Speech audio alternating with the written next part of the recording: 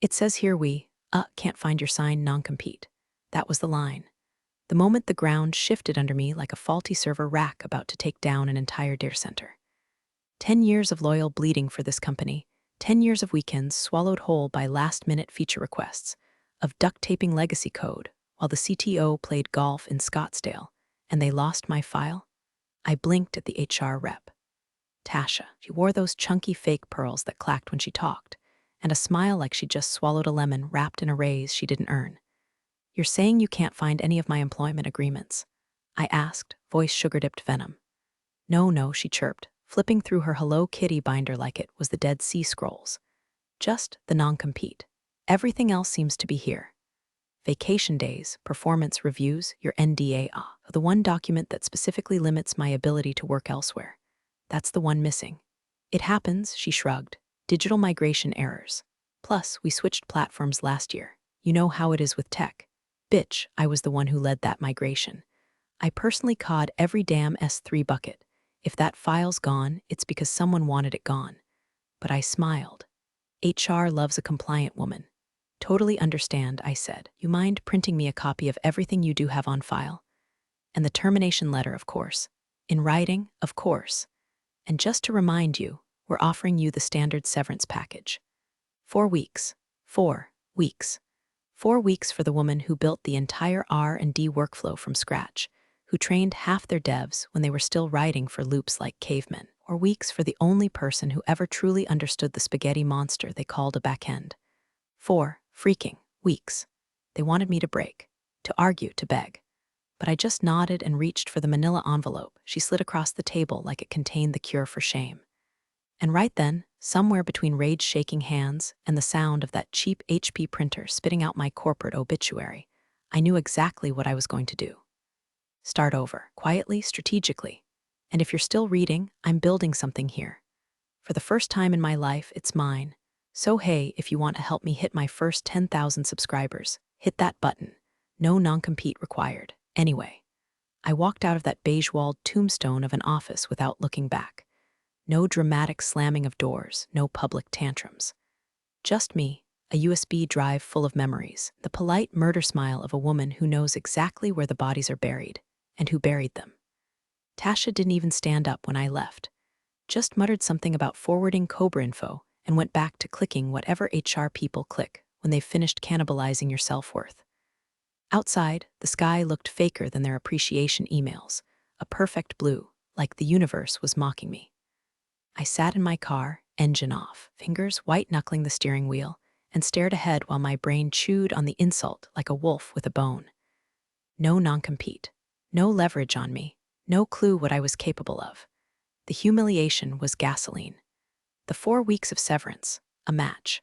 I drove home with the windows down and the music loud, because silence would have meant thinking. Thinking meant imagining their smug faces as they handed my job to someone making half my salary and calling it a strategic pivot. By the time I pulled into my driveway, the plan was already unfolding in my mind. Not revenge, correction. A correction of market inefficiencies. Because what they didn't understand was this: I hadn't just worked there. I was the infrastructure, the logic, the fix. And now I was gone. First thing I did when I got home was pull out my crusty old ThinkPad, the one with the coffee burn on the palm rest, and the keycap missing from the control like it had been through war, which frankly it had. Booted it up, cracked my knuckles, and started writing. Not code, not yet. Documentation. Line by line, subsystem by subsystem, I bled out 10 years of architectural memory into a document I titled, without irony, things I built while they weren't paying attention. Every integration pipeline. Every duct-taped cron job that ran on Fridays at 3 a.m. because no one else knew how to schedule things around quarterly builds. The way I hacked around their legacy inventory API to keep it from crashing when people added emojis to item descriptions.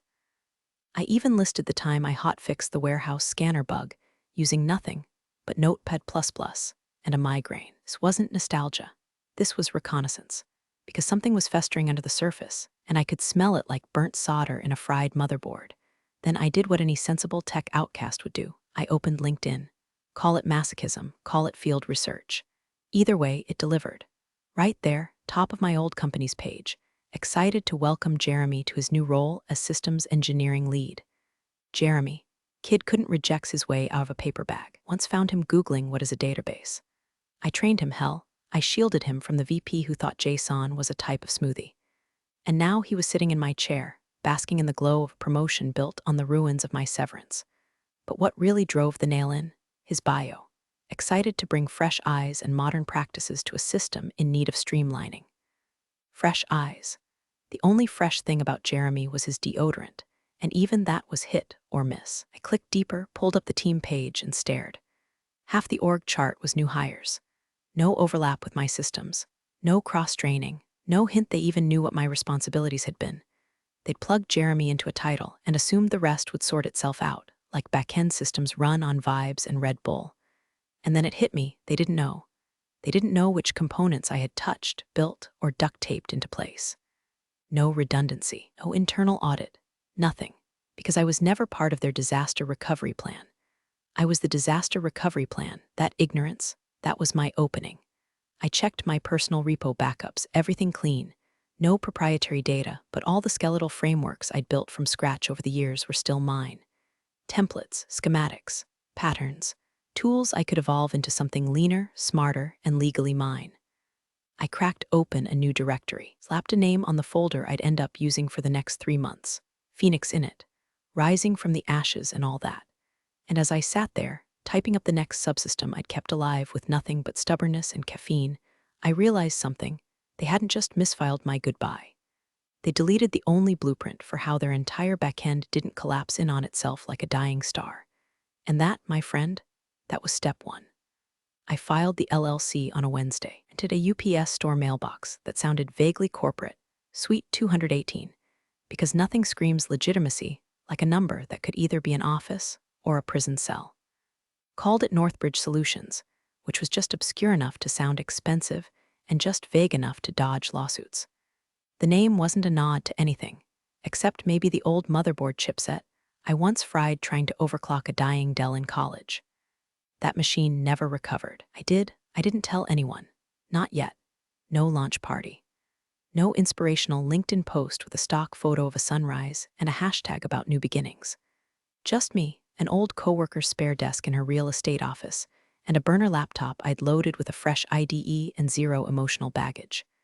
By Friday, the basics were up. Website skeleton on Squarespace, email routing through Proton, EIN registered, a stripped-down portfolio listing my services, backend architecture, DevOps pipelines, systems triage. No blog, no testimonials, just competence bleeding through Courier new font and white space. Then came the LinkedIn update, consultant, systems specialist, currently available.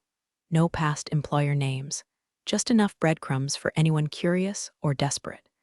3 days in, I was sipping gas station coffee with the bouquet of burnt hair and broken dreams, debugging a YAML file for fun, when I got an email from an address I hadn't seen in months. Subject: critical service down, order API failure from Norepli at support ticket company com. My first thought was, no way. Second thought, oh my God, yes way. Their ticket system still had my old email in the notification group for backend escalations. I never unsubscribed because I liked watching them panic from a distance. Old habits die delicious. I opened it. Turns out a tool I personally wrote, 3 years ago was coughing up 500 errors like it had bronchitis.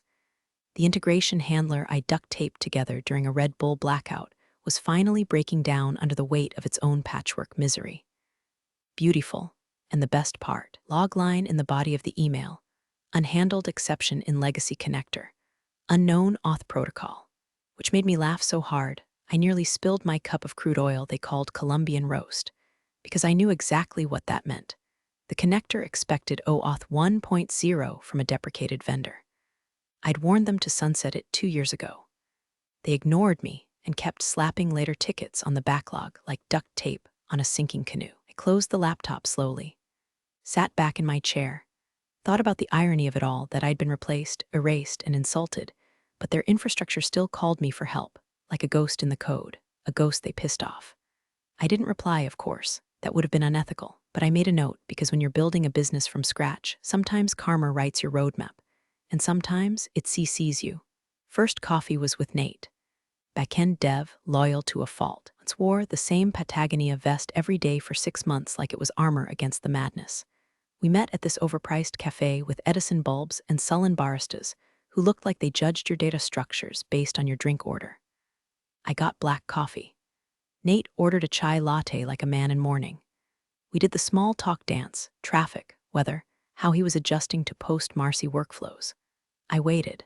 Let him stir his drink into submission. He sighed the sigh of a man who's been in too many Zoom meetings with people who think cloud is a synonym for magic. They don't know what they're doing, he muttered, staring into the foam like it held answers. New VP's trying to implement something called Agile X. Agile X, I blinked. That Pa came in or a cult, he laughed, a bitter wheeze. It's just Agile, but with extra meetings and fewer deliverables. He says it's about synergy and flow state engagement. Mostly he just likes talking over people in stand-ups. I sipped my coffee. You sound exhausted. He shrugged, eyes bagged like he hadn't slept since Q3. I don't build anything anymore. Just sit through daily check-ins and Jira ping-pong. They froze bonuses, again. But we're on track for long-term growth, whatever that means. We didn't talk about me. I didn't pitch anything. I just listened. That's how it started, like reconnaissance in a war zone. Boots on the ground, gathering intel. Second coffee was with Maya. QA lead, brutally smart, took down more bugs than Raid. We met at a diner that smelled like melted linoleum and bad decisions, her choice. She was already 2 pancakes deep by the time I sat down. I miss when we used to care if things worked, she said through a mouthful of syrup. Now they push to production, just to hit sprint points. I'm the only one still manually checking rollback scripts. Talked longer. She ranted, I nodded. I asked carefully if she'd ever gotten a copy of her non-compete. She paused, no. I remember signing something when I first joined, but I asked HR for a copy last year and they said they couldn't find it. Lost it? Yeah. Said they were digitizing old files and mine hadn't surfaced yet. Told me to trust the process. I smiled politely. Internally, I was lighting fireworks. Third meeting wasn't even coffee. It was beers at a rooftop bar with Joel, the systems architect who used to whiteboard like Michelangelo with a marker. Midway through his second IPA, he put his face in his hands and muttered, I can't keep doing this. Doing what? Pretending we're building anything. Every proposal I pitch gets rewritten by the VP's pet intern.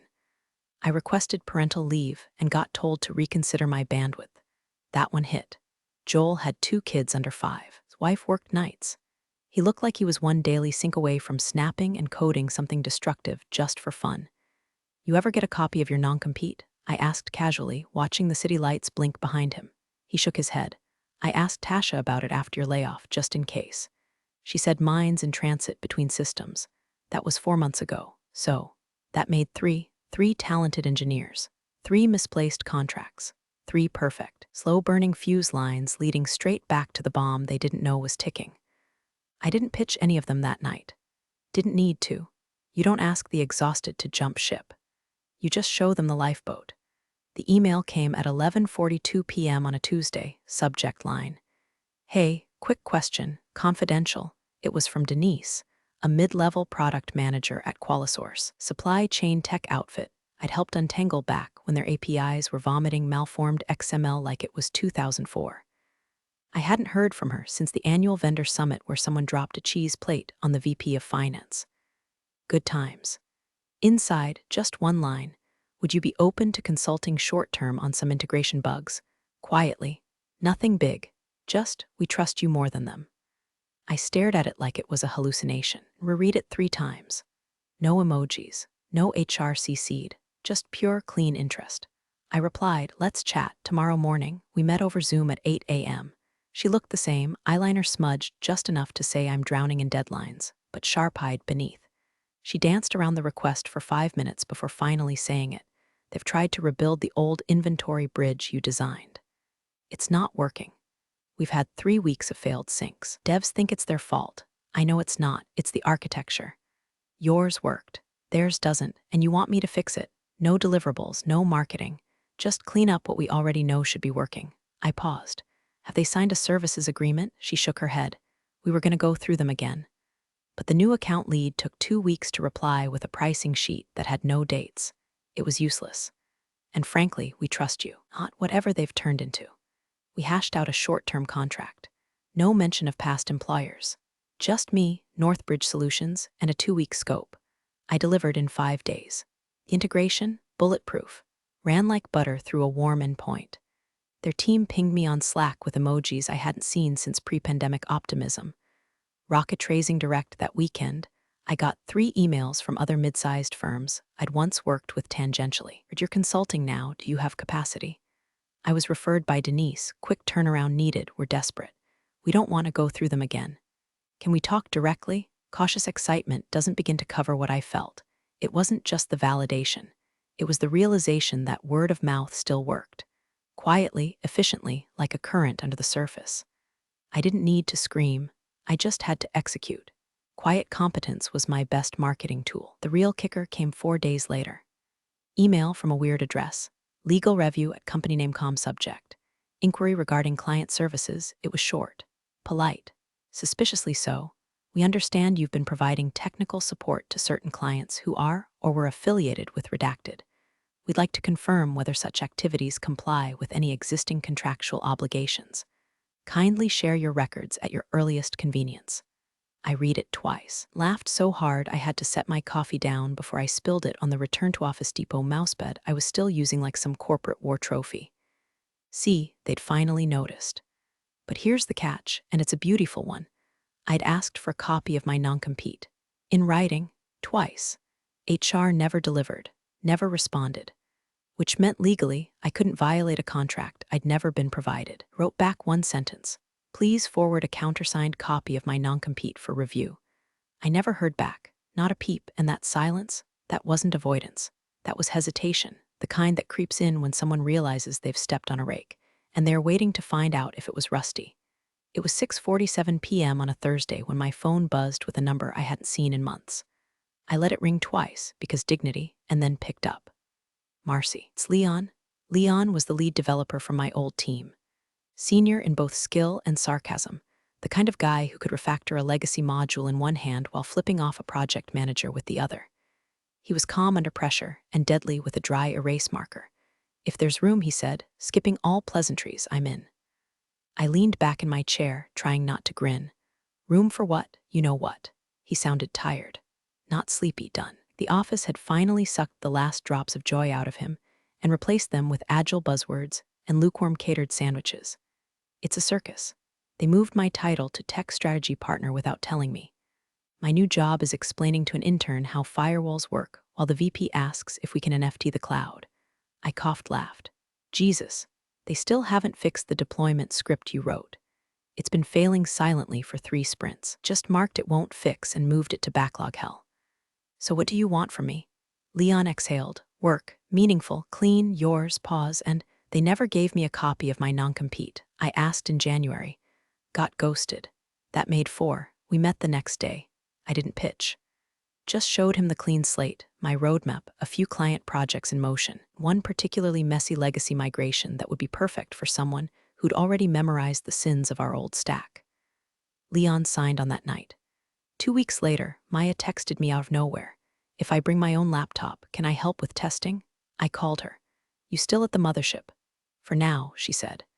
But they cut our QA budget in half and gave me a junior who thinks unit tests are a myth. Been filing the same critical bug for 3 weeks, and they just renamed it to known behavior. I need out. You ever get your non-compete? She laughed. I got an HR ticket saying status. In review, that was in February. I didn't even need to think about it. I'll send the NDA and contractor onboarding tonight. Joel was the third domino. He showed up at my borrowed office, no warning. Just appeared one morning holding a cold brew and a folder labeled notes for my escape. He sat down across from me and said, I want to build something that works again. I don't want stock options. I don't want free lunch. I want code that doesn't lie. I opened my mouth, but he held up a hand. Before you ask, HR never even told me what system my non-compete was in. I think mine stored next to Jimmy Hoffa. We didn't celebrate. No champagne, no Instagram posts. Just quiet nods, rapid onboarding, and the low hum of vindicated momentum. But the silence didn't last long. 2 days after Joel joined, my name popped up in an internal Slack message that got leaked by a sympathetic mole. We need to control the narrative. This is employee betrayal. Start drafting talking points. That's when I knew they were sweating. Because once a company starts spinning things as betrayal, it's not about legality, it's about optics. It's about investors, and investors, they hate leaks. One whispered to another. A few started asking questions about attrition and team morale. A client emailed to say they were reviewing vendor performance. And just like that, the same people who once called me non-essential were holding emergency all-hands meetings with mandatory attendance and zero eye contact. Poaching? No, this wasn't poaching. This was the return of stolen time, stolen dignity, stolen purpose. And I was just getting warmed up. The first sign was subtle.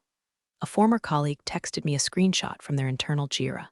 Backend sync refactor delayed reassigned to contractor TBD then another. Build pipeline failing, root cause unclear. Restarted Jenkins again. And then one that made me snort coffee out my nose. Need SME review on deprecated API. RC used to own it. Anyone else know how it works? The ticket was assigned to Jeremy. Of course it was. By week 2, I didn't need moles to tell me what was happening. Clients were noticing. Code was stalling. New deployments kept getting rolled back like a bad tattoo. I got a call from one of the mid-tier clients I'd worked with a year ago, buried under 3 layers of account managers. He spoke softly, like he was confessing a crime. We're thinking of switching vendors. Oh, well, he hesitated. The last 2 releases were late. Their new guy sent us a patch that bricked half our reporting tools. We asked if we could consult with someone who knew the old setup, and they told us to wait until Q4. And you can't wait until Q4. He laughed hollow. Our fiscal year ends in Q3. We inked the deal in under 72 hours. No announcement. No fanfare. Just a quiet migration of one of their oldest clients into my court. Then came the audio leak. An ex-coworker, one of those disgruntled types who keeps receipts like they're collecting baseball cards, sent me a voice memo. It was from an internal VP call. No filters, no edits, just raw panic. I don't care what you call it. We've lost 4 core engineers in 2 months. This is attrition with intent. The clients are bailing. The roadmap is shredded. I've got investors asking why half the R&D milestones are marked blocked or reevaluating.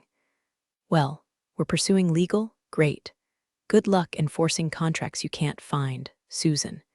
Half of them are archived on someone's cousin's Dropbox. I played it 3 times, each more satisfying than the last. Something delicious about hearing the same people who once called your work non-essential use words like core and critical when you're no longer there to fix what they broke. But the vindication came laced with caution. Because on the 4th listen, I caught something that made my stomach tighten. Legal's prepping discovery. If we find anything, we'll make noise. Discovery. They were prepping a lawsuit, which meant they'd have to disclose everything, every email, every HR ticket, every contract, every policy enforcement log. And if they couldn't produce those non-competes, if they'd truly lost them the way they claimed, then suing me would be like detonating a grenade while wondering if you remembered to wear body armor. I wasn't scared, not exactly, but wary, because lawsuits are never about truth, they're about narrative, and their story was already shifting, from corporate missteps to rogue ex-employee sabotage. They needed a villain. I had the gall to be competent and female, which makes you a natural suspect in corporate America. Still, I was ready. I had emails, logs, HR threads, screenshots of every time I requested documentation and got ghosted. I had witnesses, team chat exports, even an old PDF of the employee handbook that contradicted 3 of their current policies. If they wanted war, they'd get it. But they'd have to bring receipts.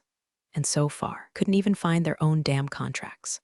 The ballroom was a beige monstrosity, bad carpeting, too many lanyards, the scent of cold coffee and desperate networking. I wasn't even supposed to be there.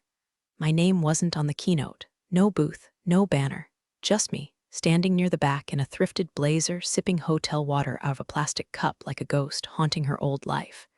Then the speaker dropped the bomb.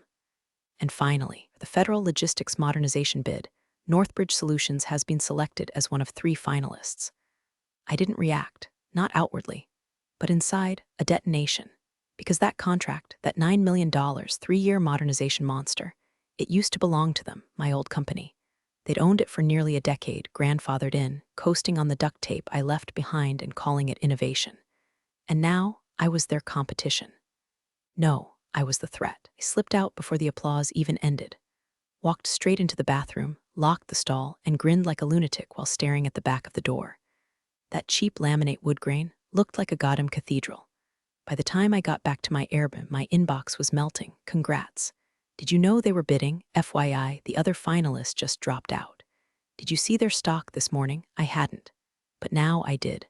Down 12% in 2 hours. Analyst had published a memo that morning concerning R&D stagnation and unexplained engineering attrition. Institutional investors advised to reassess exposure. Poetic. The same vague corporate doublespeak that used to dismiss me was now being used to gut them from the inside. I clicked through to a financial blog. Headline, Where did their engineers go? Subhead, One firm's loss may be Northbridge Solutions' gain. My phone buzzed again. Anonymous number. No text, just a single image. A screenshot of a scanned document, slightly off-center like it had been photographed in a hurry. My non-compete, signed by me. But the second signature line, employer rep, blank. No initials, no date, no stamp, no countersignature. Legally, it was a ghost, a scarecrow with no legal legs. The kind of document a half-decent paralegal would laugh out of court. Below the image, one sentence, they found it last week, in a folder labeled MISC. No name, no sender, but I recognized the formatting. HR used to train their team on templates, I wrote. The spacing on that footer line, classic Tasha. I stared at the image for a long moment. Then I replied, Tell them thanks for the kindling. That night, I opened my laptop, pulled up the proposal draft for the federal bid, made a few edits, sharpened a few lines, streamlined the integration pitch. I added one line to the executive summary. We believe in system resilience, not just in code, but in people. When I hit save, it felt like closing a door. Not softly, loud, final, a slam that echoes. They built a company on the assumption I was replaceable. And now they were the ones begging contractors to fix systems they no longer understood, while my team built better ones in half the time. Scorched earth never looked so green. You're the real stars of the corporate jungle. Thanks for watching. Hit subscribe, or I'll flick the switch on your old cubicle memories.